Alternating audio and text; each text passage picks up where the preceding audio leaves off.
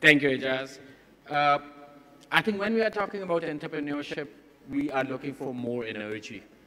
That's the most important thing. Not energy in terms of the electricity, we are talking about energy in people. That's where the entrepreneurship starts. So, Assalamu alaikum. I think there is a lot of conversation which already taken place. So I'll just pick up some of the reference point just to throw some numbers. I'm coming from ACCA for 115 years. We are talking about accounting, number, economies. So without number, it will not work. $26 billion export in Philippines from one sector, that's call center. 1.7 million people employed in one sector. It's called call center capital of the world. Poland started 4 or 5 years back, very young population, but very small in number.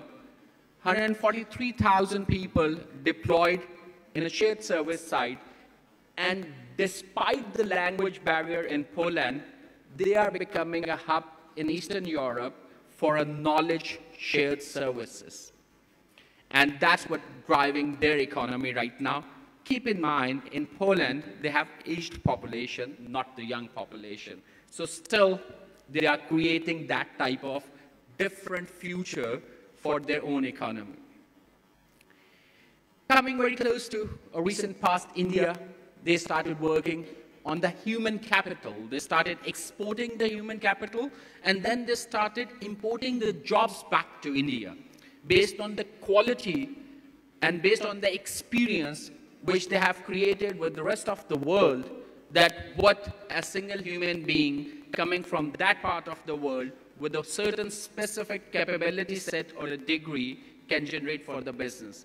And today, if you see, most of the European Fortune 500 companies, they have a CEO or the C-level executives coming from that similar background. So when we have to talk about the future, the first thing which we have to do is to imagine it. If we can't imagine it, we can't create it. And today, collectively, if we are sitting here, and if we try to imagine future, and we look in the problems which might exist today, and we just extrapolate that for the future, then we are not playing our role. Our role is to imagine a future which is secure, safe, stable, creating social value, economic uplift for everybody, which is inclusive, which can have a growth. And the first thing we have to start as an entrepreneur is that imagination. That's where an entrepreneur is born, when they start seeing the future, and then they commit to it and start taking those steps to create it. And not alone. Like Fatma mentioned, the collaboration is the key.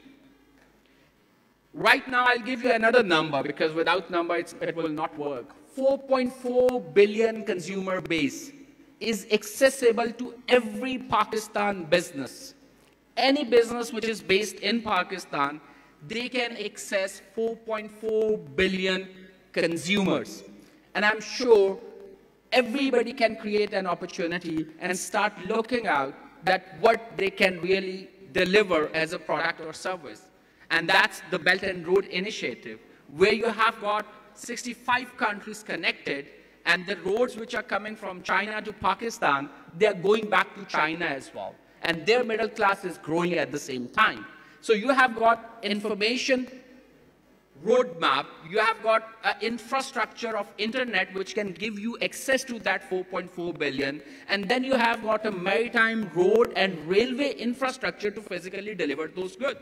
Or you can leverage China or a China Postal, which have got those type of services to really access those 4.4 billion.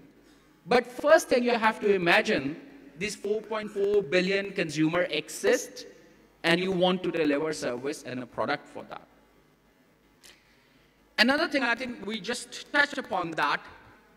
Again, it is all the quality of the human resource, not the quantity which matters. So we have got a good quantity of human resource. We have to bring one thing, to that level where they are acceptable in terms of the quality. And the one fundamental thing which everybody is looking for is a fundamental ethical behaviors. The experience that human capital is going to generate for people outside Pakistan and inside Pakistan when they interact with it. I'm sure everybody has experience when they deal with the unskilled labor. And when we talk to the businesses and say there is a fear that if China start working with Pakistan, wo apni labor leke aa jayega. And if you see the productivity of 3 people or 5 people in Pakistan versus 1 Chinese labor, that labor is cheap. Not because they have a technology, because if they are working 8 hours, they are working 8 hours. And the next day, they will try to increase their productivity by 10%. That's their ethics. That's how they are designed.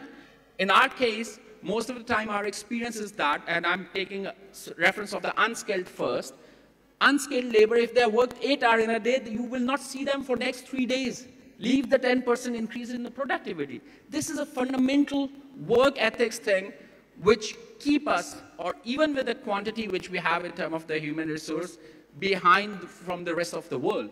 If Poland, with such a small population, can generate that type of momentum for the shared service based on the human capital, which they are talking about less than 400,000 graduate a year, and we are talking about 2 million, we are unable to generate that. So, as an entrepreneur, or if we want to get into that space, the first thing we have to imagine, the second thing we have to see what we are going to deliver and how. And the how part includes significantly in Pakistan the quality of the human capital which we should be working on. And that human capital requires a fundamental decision. We are not talking about ethics does not require training. Ethics does not require education. Ethics require a simple decision by the individual that how they are going to work and what type of experience they are going to generate for other people. When we talk about ACCA accounting की qualification है, you have to pass exams, you have to go through training, लेकिन significantly इसका fundamental है to uphold public trust. और ethics इसके fundamental elements में से है, and that's where we evaluate our students and members, and that's where we regulate them. If there is a breach, if they demonstrate some unethical behavior, so they might lose the qualification. That type of rigidness and that type of regulatory regimes we need to deploy once we are talking about creating that quality. So my message for you, future is what you can imagine. And you are an entrepreneur if you can create that as well. The world is going in a collaborative mode. We talk about the BRI, we talk about 4.4 billion people, we talk about the call center capital, and another item which Fatma picked up is going to be the platform. So ACCA has got one research called Business Model of the Future, and that's practically cover all these 6 and 7 areas, and I recommend everybody to look at it if you are planning to get into the business side. But fundamental change will come. And fundamentally, we will be able to create that future which we can imagine and for which we can commit once we get into the ethical practices and when we create a team who really create that type of experience which create a wow factor for the people they interact with. So thank you very much. For me, the future is bright. I can imagine it bright, and I'm sure we will get there as well. And I hope you will pledge for the same. Thank you.